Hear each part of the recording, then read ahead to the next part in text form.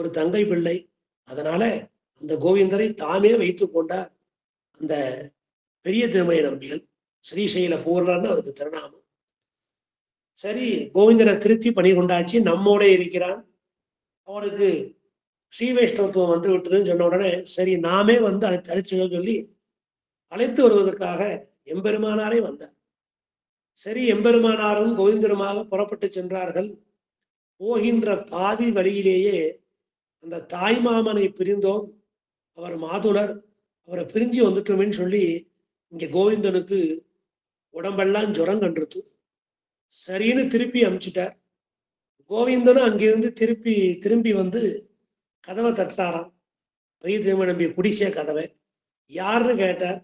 நான் கோவிந்தன் மாமா, நான் கோவிந்தன் வந்து சொன்ன உடனே விற்ற மாட்டுக்கு புள்ளிடுவாரோ அப்படின்னு கேட்டார். ஒருத்தன் ஒரு பசுமாடு இருந்தது, அந்த மாட்டை வித்துட்டான். அந்த மாடு இங்கேருந்து புறப்பட்டு யாருக்கு வித்தானோ பக்கத்து கிராமம், அங்க அவன் அழைச்சிட்டு போயிட்டான், கட்டி போட்டுட்டான். இருந்தாலும் அது கயத்துலேருந்து புறப்பட்டு வந்து பாதுராத்திரி இங்கே வந்துருது. யாரை வித்தானோ அவன் வீட்டுக்கு வந்துருது. அவன் திரும்ப அந்த மாட்டை அனுப்பிச்சு வச்சுட்டான். திரும்ப அந்த மாட்டை கூட்டின்னு வந்து கட்டி அவன் புள்ளிட மாட்டான். வித்த மாட்டுக்கு புள்ளிடுவார் உண்டோ அப்படின்னு சொல்லி அந்த பெரிய திருமணிகள் திருப்பி அனுப்பிச்சுட்டார் கோவிந்தனை. திரும்ப அங்கேருந்து கோவிந்தன் புறப்பட்டு வந்து எம்பெருமானார் திருவடிகளை பிடித்து கொண்டு, அதற்கு மேலாக அவருக்கு இந்த மாதிரி விவாகம் பண்ணினாலும் இவன் இல்லறத்தில் ஈடுபட மாட்டான் என்று தாயார் சொல்ல, கோவிந்தரும் தனக்கு இல்லறத்தில் ஈடுபாடு இல்லை, ஆத்ம சாட்சா்காரம் எம்பெருமான் பிரகாசிச்சென்றிருக்கான் அப்படின்னு சொன்ன உடனே அவருக்கு சந்நியாசத்தை கொடுத்து எம்பார்னு திருநாமத்தை கொடுத்துட்டார். தன்னுடைய திருநாமம் எம்பெருமானார், அதை சுருக்கி எம்பார் என்று கொடுத்து அவரையும் சேர்த்து கொண்டார். இது கோவிந்தாரிய பிரியானுஜா. இப்படி கோவிந்தனுடைய பரிவினால் அவரை திருத்தி பணி கொண்ட சரித்திரம் நமக்கு இந்த திருநாமம் வழியாக வெளிவருகிறது. வியாச சூத்திரார்த்த தத்வஜ்ஞா. வியாச சூத்திரார்த்த தத்வஜ்ஞா. அப்போ வியாச சூத்திரம்னா பிரம்மசூத்திரக்கு வியாச சூத்திரம்னு பேர். வியாசர் 4 வேதங்களை வகுத்தும் கொடுத்தார். 5வது வேதமான மகாபாரதத்தையும் கொடுத்தார். அதற்கு மேலாக ஸ்ரீமத் பாகவதத்தையும் நமக்காக அருளி செய்தார். அப்பேற்பட்ட அந்த வியாசர் உபனிஷத்துக்கள் நிறைய இருக்கு, ஆயிரக்கணக்கில் இருக்கு. அந்த உபனிஷத்துக்களை எல்லாம் தெரிந்து அறிந்து கொண்டு அந்த பிரம்ம காண்டம்னு சொல்றோம், ஞான காண்டம்னு சொல்றோம்.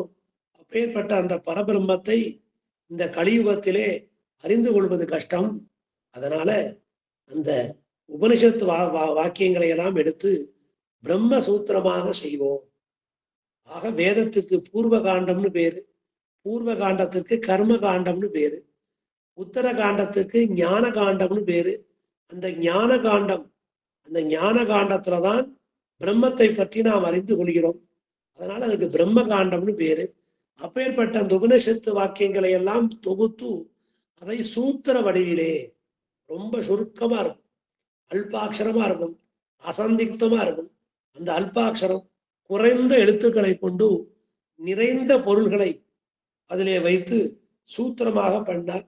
அதற்கு வியாச சூத்திரத்துக்கு பிரம்மசூத்திரம் என்று பெயர். கிருஷ்ண துவைபாயனம் வியாசம் வித்தியம்னு சொல்லி அந்த கிருஷ்ண துவைபாயனராக வியாசர் தான் பிரம்மசூத்திரத்தை இயற்றினார். அந்த சூத்திரம் 545 சூத்திரமாக இருக்கிறது. அப்பேற்பட்ட அந்த பிரம்மசூத்திரத்துக்கு பகவத் ராமானுஜாச்சாரியர் வியாக்கியானம் பண்ணியிருக்கார், ஆதி சங்கராச்சாரியர் வியாக்கியானம் பண்ணியிருக்கார், மத்வாச்சாரியர் வியாக்கியானம் பண்ணியிருக்கார், ஜெயதீர்த்தர் வியாக்கியானம் பண்ணியிருக்கார். ஆக அந்த வியாச பிரம்மசூத்திரத்துக்கு யாரு வியாக்கியானம் செய்கிறார்களோ அவர்களுக்குத்தான் அந்த சித்தாந்தத்திலே பேரும் புகழும். அப்பேற்பட்ட அந்த பிரம்மசூத்திரத்தை அறிந்து கொள்ளணும் எல்லோரும். அதற்கு போதாயன உரை அப்படின்னு சொல்லி ஒரு பெரிய விருத்தி, ஒரு உரை, பெரிய உரை. அந்த உரை காஷ்மீரத்துல இருக்கு. அந்த உரையை தழுவி இந்த பிரம்மசூத்திரத்திற்கு ஒரு பாஷ்யம் பண்ணணும்னு ஆளவந்தாருடைய நீண்ட நாள் ஒரு ஆசை. அவருடைய ஆக்ஞையை சிறமேற்கொண்டு அந்த பிரம்மசூத்திரத்துக்கு ஒரு வியாக்கியானம் பண்றார். அந்த பிரம்மசூத்திரத்துடைய உண்மை பொருளை எல்லாம் அறிந்தவராக இந்த ராமானுஜர் ஆழ்வான் பூரத்த ஆழ்வானை துணையாக கொண்டு அவரையே உஷா துணையாக கொண்டு இந்த 545 சூத்திரங்களுக்கும் ஒரு சிறப்பான ஒரு உரையை அள்ளி செய்துள்ளார்.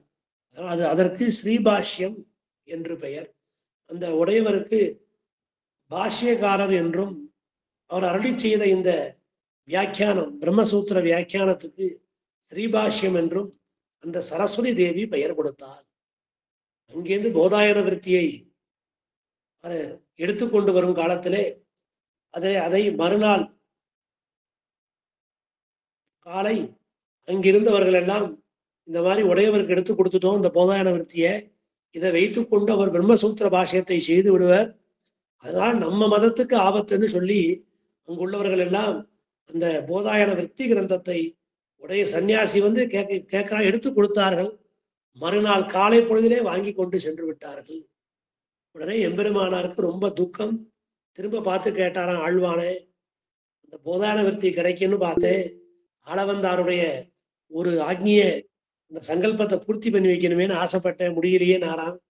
இல்லை இல்லை, தேவரீருக்கு ராத்திரி பணிவிடை செய்து கொண்டு தேவரீர் திருக்கண் வளர்ந்து அருளி திருக்கண் மலர்வதற்கு முன்னால் நாம் அந்த போதாயன விருத்தி உரையை முழுமையாக படித்து விட்டோம். அக்ஷரம் விடாமல், ஒரு அக்ஷரம் விடாமல் முழுமையாக நான் ஒப்பிக்கிறேன். 2 ஆற்றுக்கும் நடுவே சொல்லவா இல்லை இங்கேயே சொல்லவான்னு கேட்டாராம் உத்தரதேசத்துல. உடனே எம்பெருமானாருக்கு ரொம்ப ஆனந்தம், வரத்துனால பயன் பெற்றேன்னு அப்படி கொண்டாடினாராம். அப்புறம் 2 ஆற்றுக்கும் நடுவே திருவரங்கத்துல உட்கார்ந்துட்டு அந்த போதாயன விருத்தி கிரந்தத்தை ஆழ்வான் ஒரு உரு சொல்ல அந்த போதாயன விருத்தி கிரந்தத்தை தழுவி இந்த வியாச சூத்திரத்துக்கு உண்டான உண்மை பொருளை எல்லாம் ஸ்ரீ ராமானுஜர் விளக்க உரையாக எழுதி வைத்தார். பகவத் போதாயன கிருதாம் விஸ்தீர்ணாம் அப்படின்னு தொடங்கி ஒரு மங்கள ஸ்லோகத்தையும் வைத்தார். பூர்வாச்சாரிய சஞ்சிக்ஷிபு சூத்ராட்சராணி வியாக்கியாசியந்தே. சூத்ராட்சராணி, அந்த சூத்திரத்துல சொல்லப்பட்ட ஒவ்வொரு அக்ஷரங்களுக்கும் இந்த வியாக்கியானத்தை பகவத் போதாயன கிருதாம் விஸ்தீர்ணா, அந்த போதாயன விருத்தியை தழுவி அந்த உண்மை பொருளை எல்லாம் அறிந்தவராக இந்த ஸ்ரீபாஷ்யத்தை இந்த உலகமெல்லாம் உஜ்ஜீவனம் அடையும் பொருட்டு நமக்கெல்லாம் கொடுத்திருக்கார் அந்த ஸ்ரீபாஷ்யத்தை. அப்பேற்பட்ட அந்த வியாச சூத்திரங்களை எல்லாம், அந்த சூத்திரத்துல சொல்லப்பட்ட அர்த்த விசேஷங்களை எல்லாம் தத்வஜ்ஞா, உள்ளது உள்ளபடி, ஏதோ இவருக்கு தோன்றிய யோஜனைப்படி இல்லை, வியாசர் திருவுள்ளத்துல என்ன இருந்ததோ வியாசருடைய எண்ணத்திற்கும் வியாசருடைய விருப்பத்திற்கும் வியாசருடைய செயலுக்கும் தகுதியாக அந்த பிரம்மசூத்திரத்துக்கு ஸ்ரீபாஷ்யத்தை செய்து அந்த அர்த்தங்களை எல்லாம் உள்ளபடி அறிந்தவராக இருந்தார்.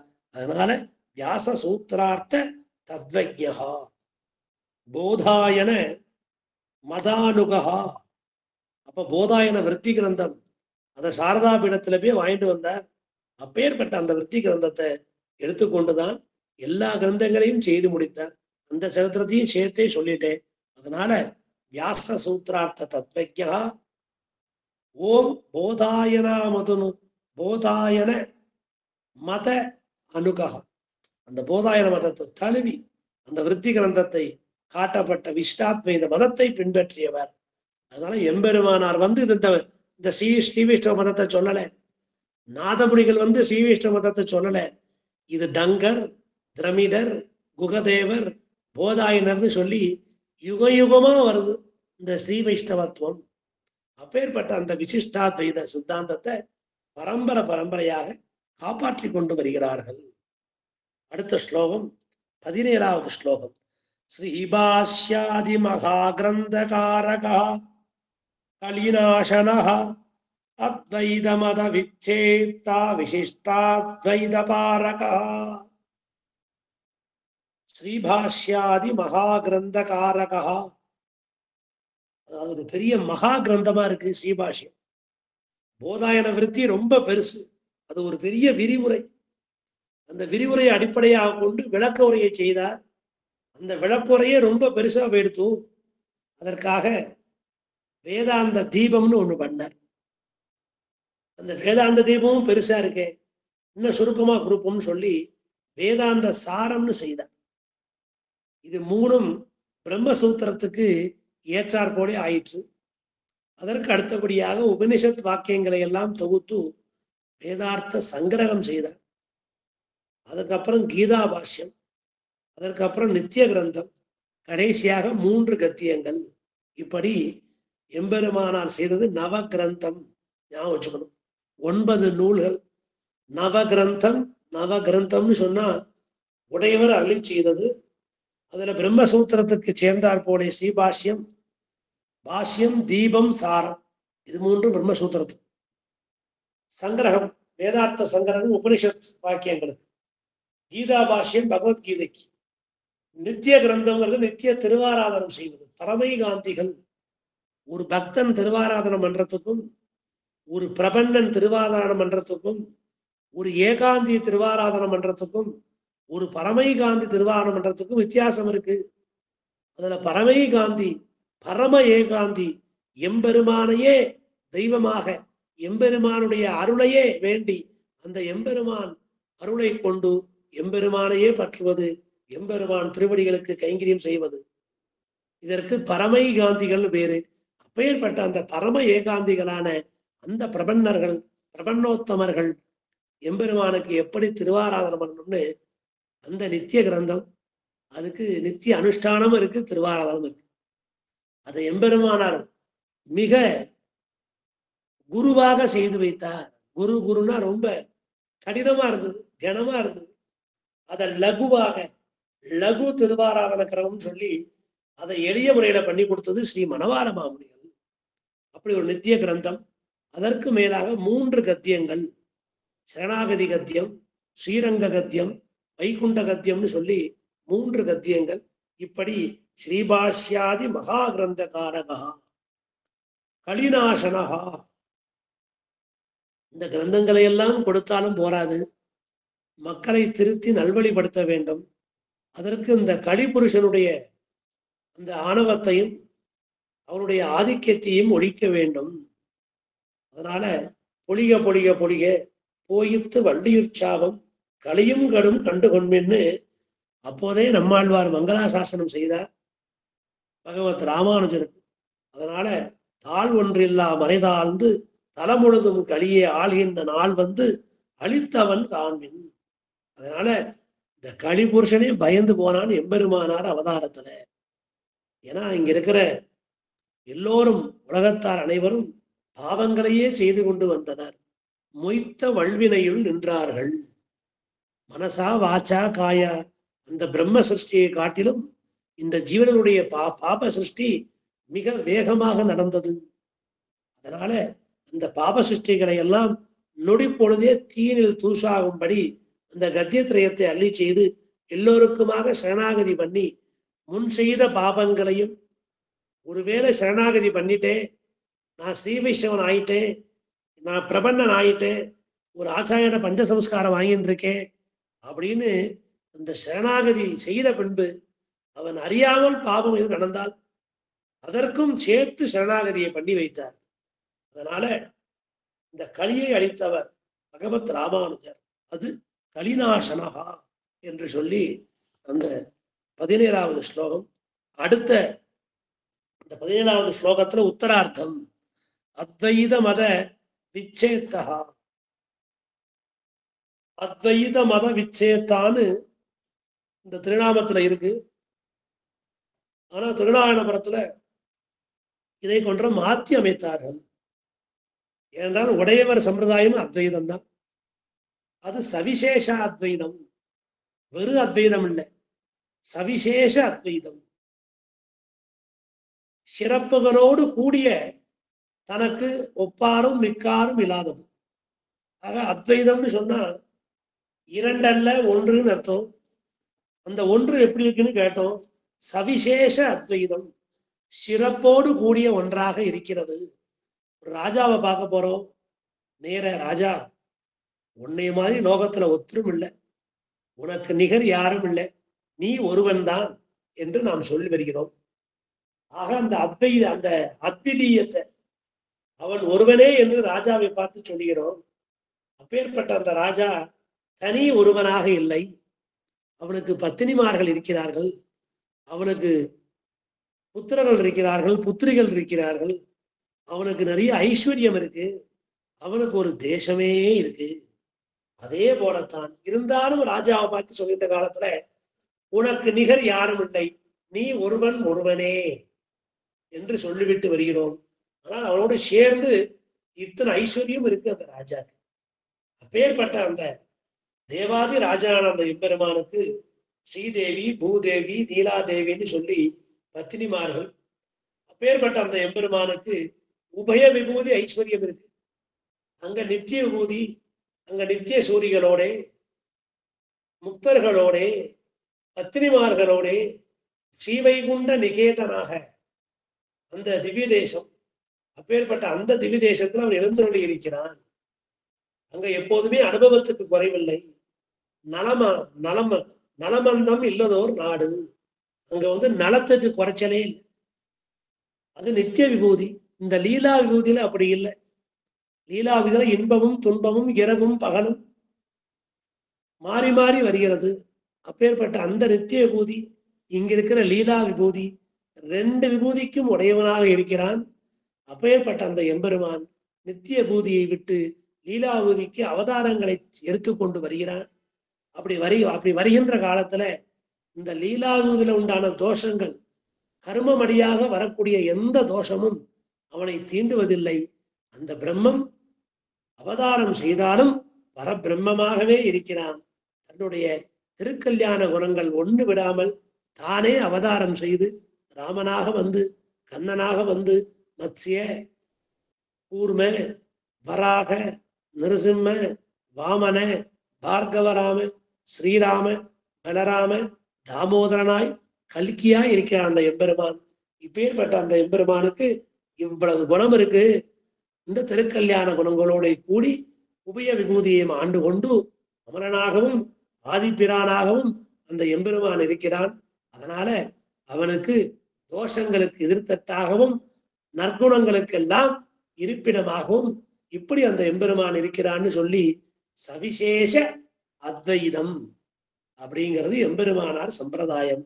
அதனால இந்த இடத்துல அத்வைத மத விச்சேதா, அத்வைத மதத்தை அழித்தவர், ஒழித்தவர், வேரோடு புடுங்கியவர் என்று அர்த்தம் கொள்ளாமல் அத்வைத விஸ்தாரகாய நமக என்றுதான் திருநாராயணபுரத்திலே தினந்தோறும் உடையவருக்கு இந்த 108 நாமாவளி சொல்லி 2 வேளையும் அர்ச்சனை செய்கின்ற காலத்துல அத்வைத விஸ்தாரகாய நமக.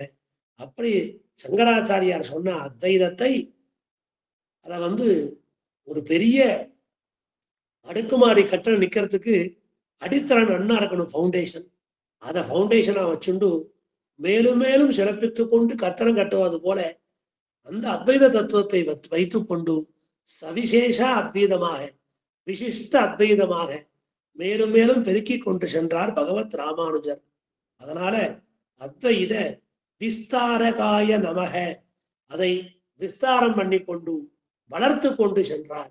அப்படி வளர்த்து கொண்டு போவதுதான் வேதாந்த, அந்த வேதாந்தத்தினுடைய உண்மை பொருளா இருக்கு.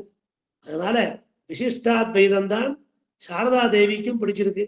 காஷ்மீரி சாரதா பீடத்துல தஸ்யதா கப்பியாசம் புண்டரீகம் மேவமக்ஷினி, இதற்கு என்ன உரைன்னு வாசிக்க சொல்றா ஸ்ரீபாஷ்யத்துல. அப்படி வாசிக்கின்ற காலத்துல அந்த சாரதா தேவிக்கு உள்ளம் குளிர்ந்து மனம் மகிழ்ந்து பாஷ்யக்காரர் என்றும் அந்த பிரம்மசூத்திர வியாக்கியானத்திற்கு ஸ்ரீபாஷ்யம் என்றும் திருநாமங்களை சூட்டி மகிழ்கிறாள். அதனால அப்பேற்பட்ட அந்த அத்வைதத்தையே விஸ்தாரம் பண்ணி சவிசேஷாத்வைதமாக விசிஷ்டாத்வைதமாக உலகோர்கள் எல்லாம் வாழும்படி ஸ்ரீ பாஷ்யக்காரர் அற்புதமாக எடுத்துள்ளார்.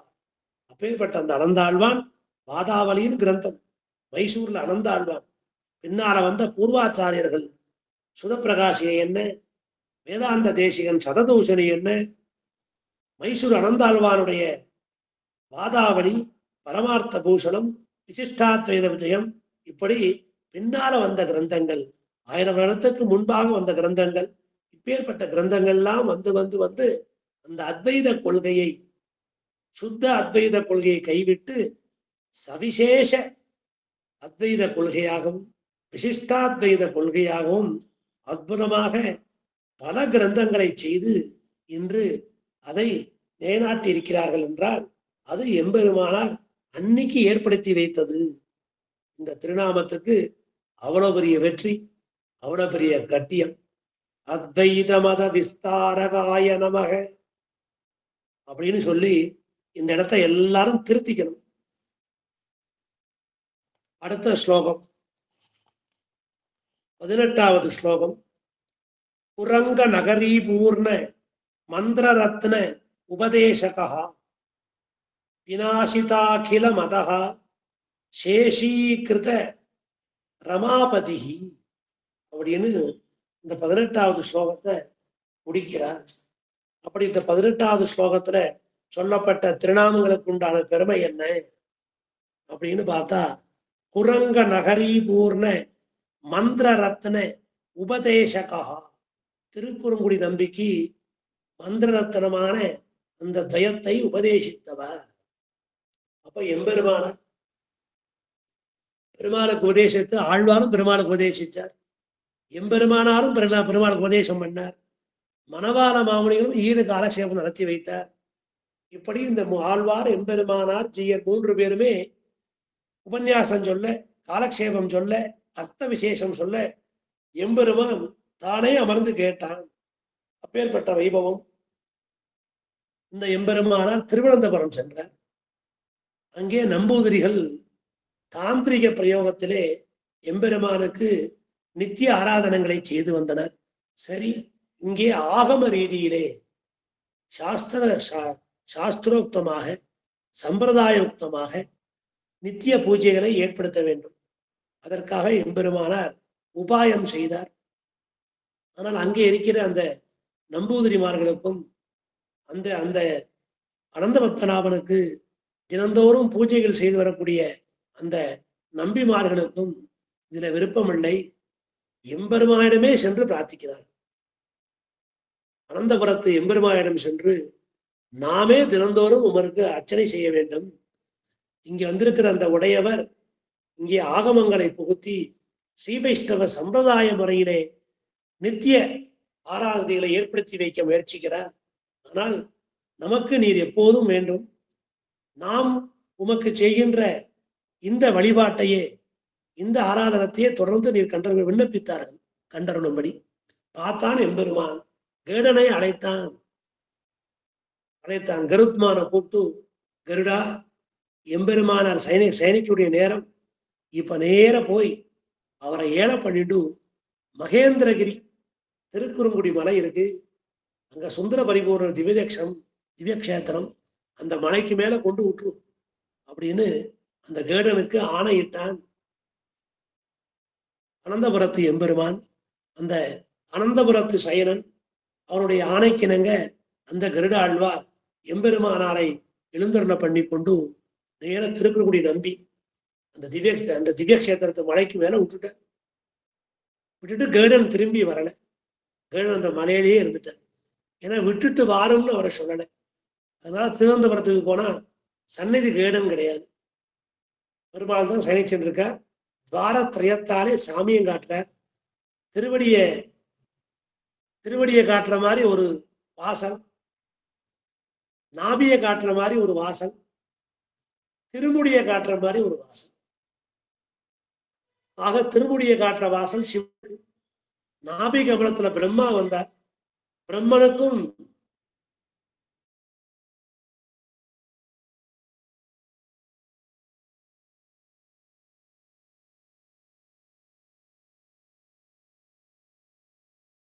மூன்று வாசல்லையும் 3 சேவையை காட்டுகிறார். அந்த அற்புதமான அந்த அனந்த சயனம்.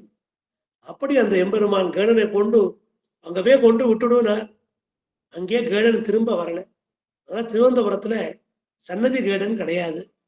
இப்படி இந்த திருவட்டப்பாறைக்கு மேல, அந்த மலைக்கு மேல திருவட்டப்பாறை, அங்க உடையவர் விடிய கால பொழுது, அதிகாலை பொழுது 3 மணி 3:30 மணி, வடுகா வடுகா வடுகான்னு கூப்பிடுறார். பக்கத்துல வடுக நம்பி இல்லை, அவள்லாம் திருவனந்தபுரத்துல இருக்கார். எம்பெருமானார் மட்டும்தான் இந்த குரங்க நகரிபுர க்ஷேத்திரம்னு சொல்லக்கூடிய அந்த குரங்க நகரி பூர்ண க்ஷேத்திரம் அந்த திருக்குறங்குடிக்கு வந்து விட்டார். பக்கத்துல தடவி பார்க்கிறார், கண்ணை திறந்து பார்த்து வடுகா வடுகான்னு கூப்பிடுறார். பார்த்தான் திருக்குறளை நம்பி எம்பெருமான். சரி, உடையவருக்கு நாமே சீடராக சென்று அவருக்கு கைங்கரியம் பண்ணணும்னு சொல்லி தாமே அந்த சுந்தர பரிபூர்ணனே வந்து விட்டார். உடனே வடுகா எங்க போனேன்னா இங்கதான் இருக்கேன்னு சொல்லி, இது என்ன க்ஷேத்திரம், இது இந்த மாதிரி திருக்குறங்குடி க்ஷேத்திரம் சொன்ன உடனே எம்பெருமானாருக்கு சரி, அந்த எம்பெருமானுக்கு விருப்பம் இல்லை என்று சொல்லி அங்கே அதிகாலை தீர்த்தமாடி அந்த வடுகனுக்கும் துவாதச குன்றத்தை சாத்து வைத்தார். ஆச்சாரியன் பக்கத்துல இருந்தா நாமளே 12 திரும்ப நெட்டுக்க கூடாது, அந்த ஆச்சாரியனுடைய சேஷ பிரசாதம் வாங்கிக்கணும் ஆச்சாரியன் கையாலேயே. ஏன்னா இது ஒரு மந்திர சம்ஸ்காரம் போலே, இது புன்ற சம்ஸ்காரம். ஆச்சாரியன் கையால நாமளும் இந்த 12 திருமங்களை பெற்றுக்கொள்ளணும், திருநாமங்களை. அப்படி அந்த உடையவர் அந்த வடுக நம்பி ரூபத்திலே இருந்த சுந்தர பரிபூர்ணன்னு சொல்லக்கூடிய திருக்குறங்குடி எம்பெருமானுக்கு அவருக்கு திருநாமங்களை எல்லாம் சாத்தி விடுறார் நெத்தி தொடக்கமாக. பின்பு இருவருமாக சன்னதிக்கு வந்தார்கள். சன்னதிக்குள் வந்த பின்பு அந்த வடுகா வடுகான்னு கூப்பிடுறார். அந்த வடுக நம்பி நேர மூலஸ்தானத்துல போய் மறைஞ்சிட்டார். அப்புறம் தான் தெரிஞ்சது உடையவருக்கு நமக்கு கைங்கரியம் பண்றதுக்கு நம்பியே வந்துட்டார். நான் வடுகா வடுகான்னு கூப்பிட்ட உடனே அதே மாதிரி ஒரு அடியவன் அந்த கூக்குரல் பொறுக்க மாட்டாது, எப்படி எம்பெருமானே வருவனும் அதே போல வந்துட்டான்னு சொன்ன உடனே பெருமாளுக்கு மங்களாசாசனம் பண்ண பெருமாளும் உடையவர்கிட்ட பிரார்த்தித்தான், எனக்கு துவயத்தை உபதேசம் பண்ணணும். உடனே பார்த்தார் உடையவர், நான் ஆச்சாரிய ஸ்தானத்துல இருக்கேன், நீர் சிஷியஸ்தானத்து கேட்கணும், சிஷியஸ்தானத்திலிருந்து கேட்கணும்னு சொன்ன உடனே அன்று முதல் எம்பெருமான் விஷ்ணு, அந்த விஷ்ணுவை ஆராய்க்கிறது வைஷ்ணவான்னு பேரு. ஆனா இங்க விஷ்ணுவே ஒரு வைஷ்ணவனாக வந்து விட்டார், ஒரு சிஷ்யனாக வந்து விட்டார். அன்று முதல் அவருக்கு வைஷ்ணவ நம்பின்னு திருநாமம் வந்து. அது வரைக்கும் சுந்தர பரிபூர்ணன் தான். எப்படி எம்பெருமானாற்ற சிஷ்யனாக அடிபணிந்து தயார்த்தம் கேட்டாரோ அன்று தொடக்கமாக அவருக்கு ஸ்ரீ வைஷ்ணவ நம்பின்னு திருநாமம் வந்துருக்கு. ஸ்ரீ வைஷ்ணவ பரிபூர்ணன்னு பேர். அப்படி அந்த எம்பெருமானுக்கு மந்திரரத்னமான துவயத்தை உபதேசம் செய்து வைத்தார். இந்த சரித்திரத்தை எல்லாம் பிரபன்னாமிர்தத்துல அற்புதமாக காட்டியுள்ளார்கள்.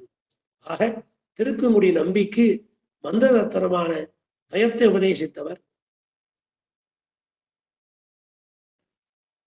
அதையே காரணமாக கொண்டு அவருக்கு குரங்க நகரி பூர்ண மந்திரரத்ன உபதேசகான்னு திருநாமம் அமைந்தது.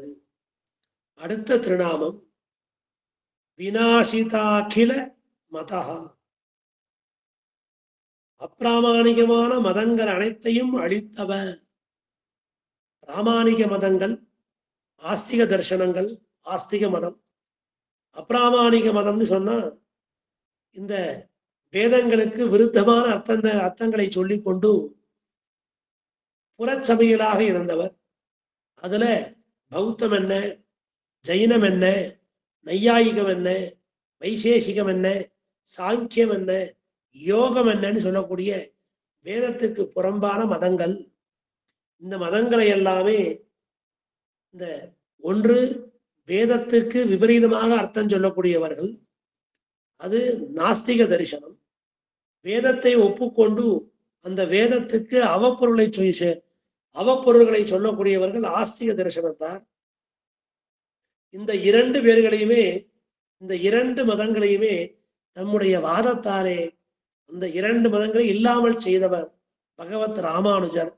விநாசித அகில மதஹா, எந்தெந்த மதங்களாலே இந்த சமுதாய சீரழி உண்டாகுமோ அந்த மதங்களை எல்லாம் தம்முடைய வாத திறமையாலே அளித்தவர் அன்றோ எம்பெருமானார் அப்படின்னு திருநாமத்துக்கு அர்த்தம். சேஷீகிருத ரமாபதி. ஆக ரமாபதின்னு சொன்னா அந்த லோகநாதன் தான். அந்த ஸ்ரீயப்பதி, அந்த லக்ஷ்மிபதிக்கு தான் ரமாபதினு பேரு. அந்த எம்பெருமானை லோகநாதனாக ஆக்கி வைத்தவர் பகவத் ராமானுஜர். மண்மிசை யோனிகள் தோறும் பிறந்து எங்கள் மாதவனே கண்ணுரல் நிற்கிலும் காண இல்லா உலகோர்கள் எல்லாம் அண்ணலி ராமானுஜன் நந்தி தோன்றிய பொழுதே நன்னரு ஞானம் தலை கொண்டு நாரணர்க்கு ஆயினரே.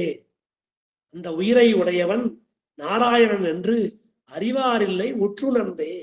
உணர்ந்த அப்படி அந்த எம்பெருமானார் அவதாரம் பண்றதுக்கு முன்னால அந்த நாராயணன் தான் சேஷி, அவன்தான் ஜெகத்காரணன், அவன்தான் மோட்சப்பிரதன். அந்த அர்த்தம் புரியாமர்கள் இருந்தார்கள். ஆனால் எம்பெருமானார் அவதரித்த பின்பு அந்த நாராயணன் என்று அறிவாரில்லை உற்றுணர்ந்தே. ஆக அந்த ஸ்ரீமன் நாராயணனை அறிந்து கொண்டதும் எம்பெருமானார் அவதாரத்திற்கு பின்பு. அந்த நாராயணனே இனிமே தேவையில்லை, ராமானுஷரே போரும் என்று லோகநாதனான அந்த ஸ்ரீயப்பதியை விட்டு ஜெகதாச்சாரியரான இந்த யதிபதியை பின்பற்றினார்கள். அதை இந்த இடத்துல காட்டுறார். சேஷீகிருத ரமாபதி என்று சொல்லி அப்பேற்பட்ட அந்த எம்பெருமான அந்த நாராயணன் நிலைநாட்டி வன்மிசை யோனிகள் தோறும் பிறந்து எங்கள் மாதவனே கண்ணுர நிற்கலும் காண இல்லா. எம்பெருமான அவதரித்த காலங்கள் எல்லாம் அவனை சர்வேஸ்வரனாக பற்றவில்லை ஒருவரும். ஆனால் எம்பெருமானார் அவதரித்த பின்புதான் அனைவருமே ஸ்ரீ வைஷ்ணவர்கள் ஆனார்கள், அந்த நாராயணனை பின்பற்றினார்கள். அதனால அந்த லோகநாதனை ஆக்கி வச்சது இந்த ஜெகநாதன். அந்த ரமாபதிய, அந்த லக்ஷ்மிபதிய, அந்த ஸ்ரீயப்பதிய அப்படி ஆக்கி வச்சது இந்த யதிபதி. யதிபதி இல்லைன்னா ரமாபதி இல்லை, யதிபதி இல்லைன்னா லக்ஷ்மிபதி இல்லை, யதிபதி இல்லைன்னா ஸ்ரீயப்பதி இல்லை. ஆக ஸ்ரீயப்பதியையே பின்பற்றும்படி ஸ்ரீயப்பதிகி அகிலகேய பிரத்யநீக கல்யாணைகதான ஸ்வேதர சமஸ்தவஸ்து விலக்ஷானந்தன்னு சொல்லி அந்த ஸ்ரீயப்பதியை போற்றி கொண்டாடும்படி உலகத்தார் அறிந்து கொள்ளும்படி செய்தவர் பகவத் ராமானுஜர். அதற்கு இந்த யதிபதியினுடைய கைங்கரியம் மேம்பட்டு விளங்குகிறது. அதை இந்த சேஷீகிருத ரமாபதியின்னு சொல்லக்கூடிய இந்த நாமாவளி நமக்கு அற்புதமாக எடுத்து காட்டுகிறது. இது 59வது ஸ்லோகத்திலையும் 2 பாசுரங்கள் மூலமாக திருவரங்கத் அமுதனார் ராமானுஜ நூற்றந்தாதியிலே இந்த நாம வைபவத்தை கொண்டாடுகிறார். ஆக இந்த 18வது ஸ்தோத்திரத்துக்கு இந்த அர்த்தம். 19வது ஸ்தோத்திரம் புத்ரீகிருத ஷடாராதிஹி ஷடதித்ரிண மோச்சகஹ பாஷாதத்த அயக்ரீவஹ பாஷ்யகாரோ மகாயசாஹ. இது 19வது ஸ்லோகம். இந்த 19வது ஸ்லோகத்துல புத்ரீகிருத ஷடாராதிஹி, திருக்குறுகை பிரான் பிள்ளான்னு பேர்.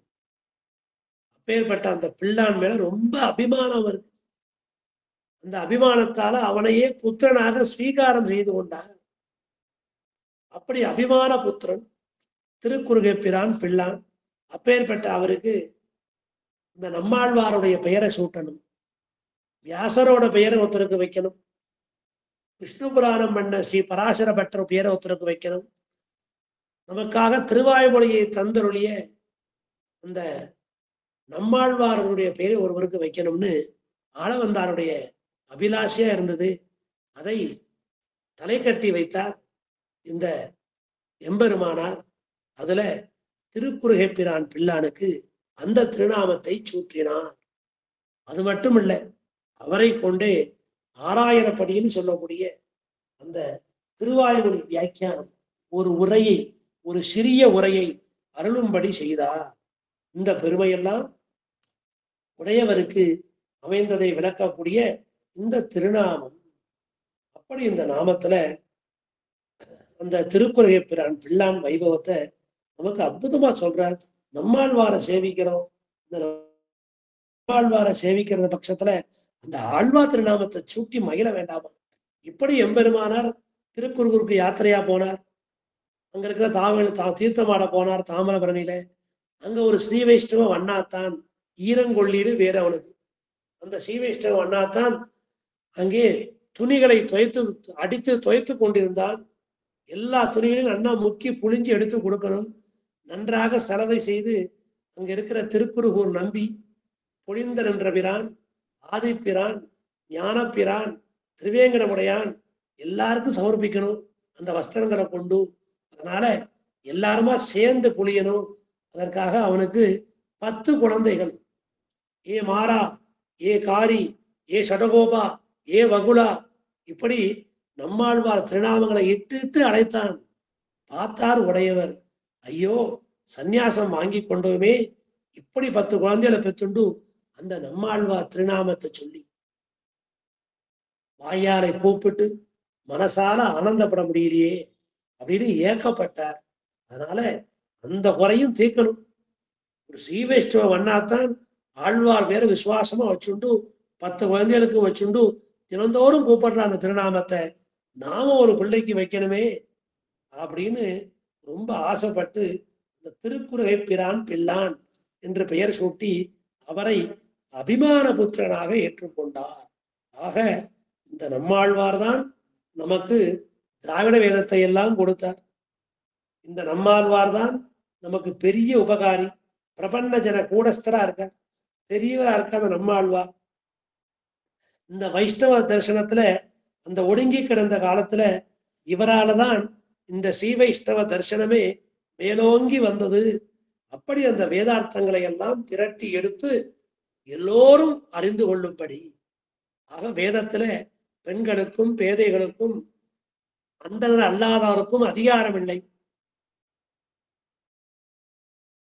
ஆனால் எல்லோரும் அதிகாரமாகும்படி சர்வாதிகாரமாய் உள்ள அந்த 4 தமிழ் பிரபந்தங்களாலே 4 வேதங்களின் அர்த்தங்களையும் முறைப்படி வெளியிட்ட இந்த நம்மாழ்வார் இவர்தான் லோக ரட்சகர்.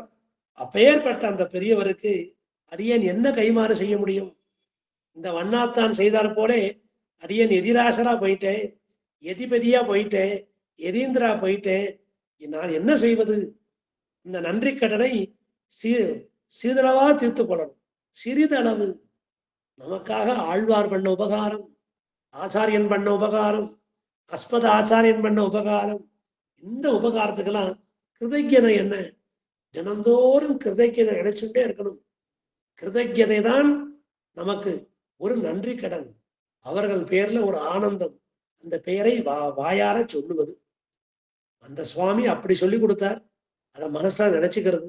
இப்படி ஒரு நன்றி கடன், அதை சிறிதளவா தீர்க்கணுமேன்னு சொல்லிதான் அப்படி இனிமே நான் சன்னியாசி, எனக்கு பிள்ளை எப்படி ஏற்பட முடியும்னு சொல்லி பெரிய திருமய நம்பியோட குமாரன், அவருக்கு பிள்ளை திருமய நம்பின்னு பேரு.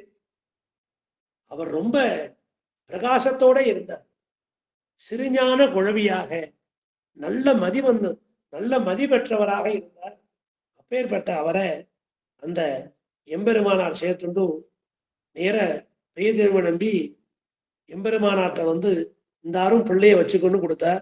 அந்த பிள்ளையும் பிள்ளை திருமய நம்பியும் திருநாமம் எதிராஜரே, தாசனான அடியேனை தேவரீரது குமாரனாக ஏற்றுக்கொண்டு உமது மனோரதத்தை, உன் மனசுல இருக்கு இல்லையா, ஆளவந்தாருக்கு செய்து கொடுத்த சத்தியம், நம்மாழ்வார் மீது விசுவாசம், இந்த 2 கரணையும் தீர்க்கணும்னா அடியேனே உங்களுக்கு குமாரனா புத்திரனா வரேன்னு சொன்ன உடனே அவனை வாரி அணைத்து கொண்டு அந்த எதிராசர், அந்த பெரிய திருமலை நம்பியோட குமாரன், அந்த பிள்ளை திருமலை நம்பியை தம்பிள்ளையாக ஏற்றுக்கொண்டு திருக்குறுகை பிரான் பிள்ளான் என்கிற திருநாமத்தை சூட்டினான். அதனால சடகோபன் பொன்னடி, அதனால சடகோபன் பொன்னடியாக விளங்குகிறார் பகவத் ராமானுஜர். இது உலகறிந்த பெயர் சடகோபன் பொன்னடின்னு. ஏன் எம்பெருமானாரை கொண்டாடுறோம்னா அந்த ஒரு நன்றி கண்ணை தீர்த்தார், அந்த ஒரு விசுவாசம், அந்த ஆளவந்தாருக்கு இவர் ஏகலவ்யர். அதனால ஆச்சாரியன் திருவுள்ள ஓப்புக்காக, திருமுக மதத்திற்காக அந்த பெயரை சூட்டி மகிழ்ந்தார். அப்படி அந்த திருக்குறுகை பிள்ளான் வைபவம், அவரும் ஆறாயிரப்படியை பிரசாதித்தருளி எம்பெருமானார் திருமுன்பே அதை வெளியிட்டு அருளினார். ஆக எம்பெருமானார் அருளாலே பிறந்தது அந்த 6000படி. அந்த வைபவத்தை தான் இந்த இடத்துல புத்ரீகிருத சட்டாராதிகி அப்படின்னு சொல்லி இந்த 71வது திருநாமம் அற்புதமான அந்த திருநாமம். அடுத்த திருநாமம் ஷடஜித் திருண மோச்சகா. ஆக நம்மாழ்வாருக்கு தாம் பற்ற நன்றிக்கடனை தீர்த்து வைத்தார் திருக்குறுகை பிரான் பிள்ளான் என்று பெயர் வைத்ததன் மூலமாக. அதைத்தான் ஷடஜித் ஷடஜித் ரிண மோச்சகா. ஷடஜித்னு ஆழ்வாருக்கு பேரு, அதோட தமிழாக்கம்தான் திருக்குறுகை பிரான். அடுத்த திருநாமம் பாஷதாதத்த ஹயக்ரீவகா. இந்த காஷ்மீர தேசத்துல சாரதா தேவி அவள்தான் அந்த ஹயக்ரீவ விக்கிரகத்தை கொடுத்தார். சரித்திரத்தை சொன்னேன். தஸ்யேதா கப்பியாசம் புண்டரிகம் மேமக்ஷின்னு உபனிஷத் வாக்கியம். அந்த உபனிஷத் வாக்கியத்துக்கு சரியான உண்மை பொருளை, பொருந்தக்கூடிய உண்மை பொருளை வெளியிட்டு அருளினார் பாஷ்யக்காரரான ராமானுஜர். அந்த பகவத் ராமானுஜருடைய அந்த ஸ்ரீபாஷ்ய அந்த உரையை கேட்டு அருளி, அந்த வியாக்கியானத்தை கேட்டு அருளி அவருக்கு ஸ்ரீபாஷ்யக்காரர் என்றும் அந்த கிரந்தத்துக்கு ஸ்ரீபாஷ்யம் என்றும் பெயர் சூட்டி, அது மட்டும் இல்லாமல் ஒரு ஹயக்ரீவ விக்கிரகம் என சாரதா தேவிக்கே, அந்த சரஸ்வதி தேவிக்கே வாக்விலாசம் வரும்படி அவளை இந்த படிப்பு கடவுளாக ஆக்கி வைத்தது அந்த ஹயக்ரீவர்.